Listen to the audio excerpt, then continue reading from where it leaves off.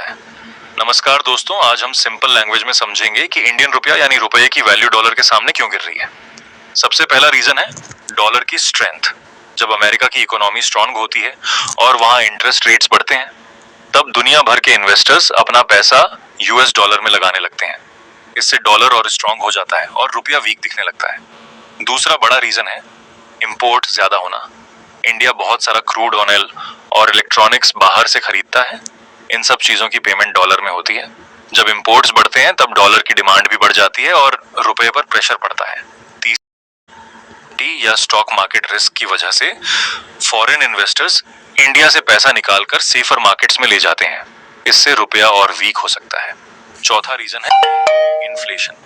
अगर किसी कंट्री में महंगाई ज्यादा बढ़ जाए तो करेंसी की परचेजिंग पावर धीरे धीरे कम होने लगती है। इसका इफेक्ट भी रुपी की वैल्यू पर पड़ता है। अब सवाल यह है कि इसका कॉमन पीपल पर क्या इफेक्ट होता है। रुपये गिरने से इंपोर्टेड प्रोडक्ट्स महंगे हो जाते हैं, जैसे पेट्रोल, मोबाइल फोन्स, लैपटॉप्स और फॉरेन ट्रैवल। पेट्रोल महंगा होता है तो ट्रांसपोर्ट कॉस्ट बढ़ती है और फिर डेली यूज की चीजों के प्राइसेस भी बढ़ने लगते हैं। लेकिन हर चीज नेगेटिव नहीं होती। वीक रुपया से एक्सपोर्टर्स को फायदा भी होता है, क्योंकि उन्हें डॉलर में पेमेंट मिलती है। आईटी कंपनीज और एक्सपोर्ट बिजनेसेस को इससे प्रॉफिट हो सकता है।